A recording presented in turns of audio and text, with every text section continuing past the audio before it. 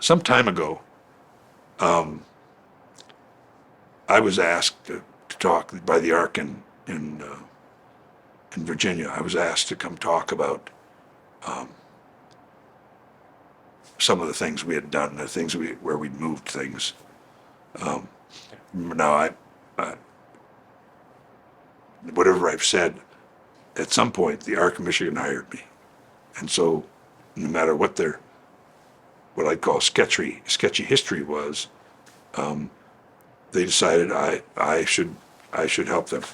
So, the ARC in Virginia asked me to come and talk about, and their executive director said to me that there were people from the outside coming in and working with their department on a waiver to help parents. So I asked questions enough to figure out what was going on. And when I talked, I said, you need to be aware of those kinds of things that are halfway steps, that what they're really doing is indenturing parents to providing services basically until they die to their sons and daughters. The principle should be, as is stated in the preamble to our waiver, people should grow up in families as children. I believe in permanency planning, and children belong in families with whatever supports are required. And if it can't be the biological family, then it needs to be another family that they grow up in. And I also believe that they should live apart as adults, and that parents should have the opportunity to support their child living apart from them, whether they have a disability or not. And that should be an important part of moving into adult life, is at some point you live apart from your parents as an adult, and your parents are supportive of that, and that's what should happen. I don't believe that parents should be indentured through the payment of some kind of money, a pittance usually, to continue to provide services to their son or daughter for the rest of the parent's lifetime. I don't like the idea that a child doesn't live apart from their parent till their parents die or can't care anymore. I don't like the idea of having both those bad things happen at the same time. You lose a parent and you lose your supports and you have to move and everything all at once. I think that person, just like any other person who doesn't have a disability, should get to live apart and feel the support of their parents living apart from their parents first. And then when they lose the parent, it's a more natural and it's not disruptive to every part of their life.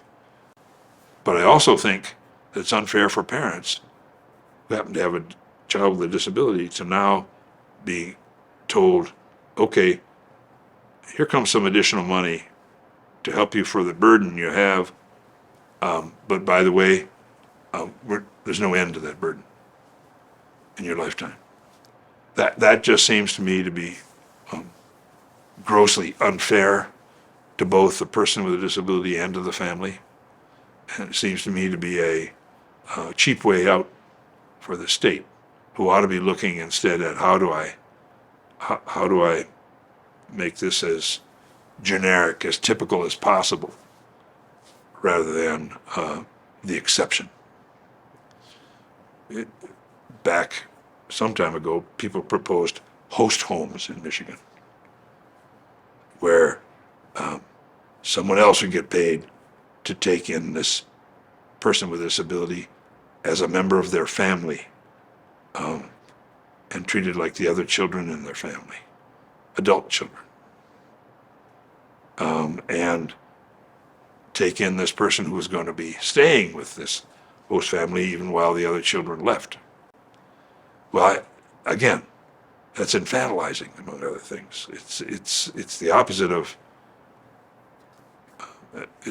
what we should or ought to expect for people as they grow older, as they age. This Waiver Lite lets the state off the hook, but when you have big waiting lists, I suppose it says to them, well, we can claim our waiting list is smaller now because we have these people on a waiver. I guess it says to them, well, this is a cheap way out without having to provide whatever services the person needs to live in their own place, and seek employment and all the rest of it.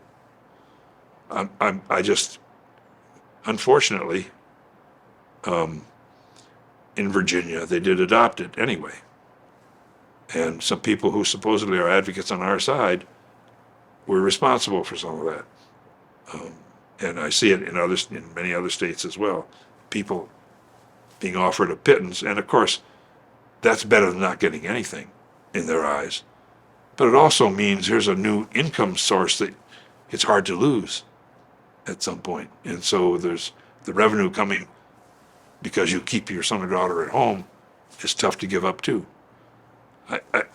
It sets up the wrong it sets up the wrong expectations on everybody's part.